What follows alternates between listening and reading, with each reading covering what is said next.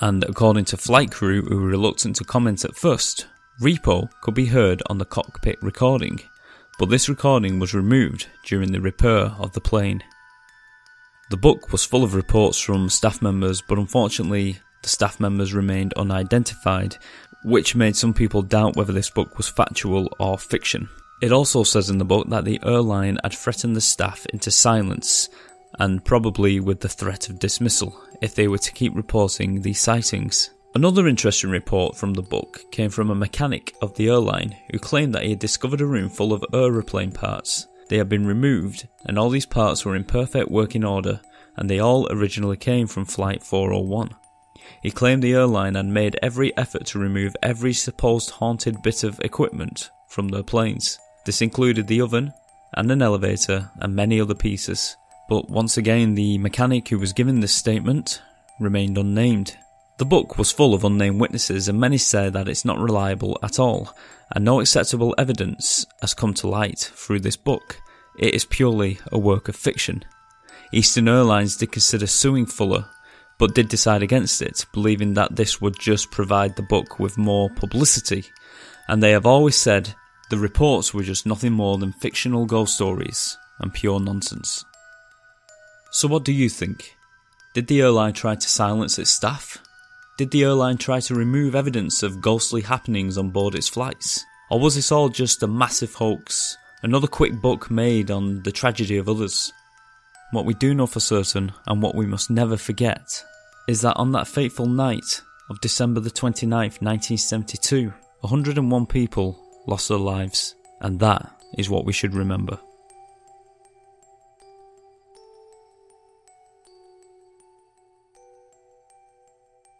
So there you have it, that was the ghosts of Flight 401. I hope you enjoyed today's episode. Before you leave, I just want to tell you about the new podcast that will be launching very shortly. At the moment, I'm still putting a few finishing touches on some of the episodes, editing and all that boring stuff, but it will be ready for launch very soon. When I do eventually launch the podcast and it becomes available on Stitcher, Podcast Addict, Castbox, iTunes, etc., that is when I will preview the very first episode on Bizarre Podcast. And I would be really, really grateful that when that time comes, you will head over to iTunes and leave me a sparkling review for the podcast.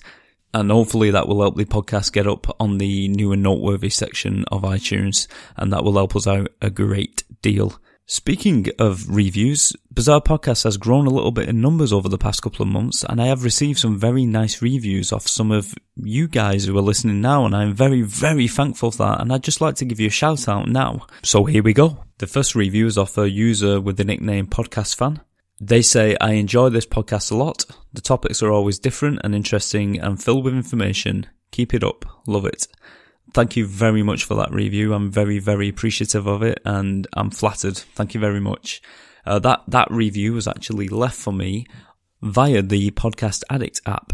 Now what this means is if you're an Android user, you probably find it difficult to leave reviews on iTunes. So if you're an Android user and you would like to leave me a review, that is one way to do it on the Podcast Addict app. Over on iTunes, I had a review from GOJ927, and this was titled Podcast Little Gem. I stumbled across this podcast a few days ago, and now I'm obsessed. I keep telling myself, okay, one more episode, and then it's a wrap. Thank you for your work, sincerely. It's people like you that make this place a better place to be in.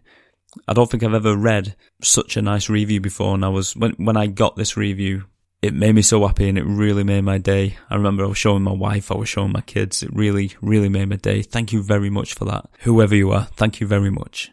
And just a quick reminder before I leave you today, you can actually get in contact with me via Facebook or Instagram. These links will be down in the podcast description, and I hope you can join us. We have a great group over on Facebook where we discuss many, many different things to do with the paranormal, the mysterious, the strange, the unexplained. So yeah, as I said at the beginning of the episode, take care of yourself, stay safe, stay well, and I'll see you next time.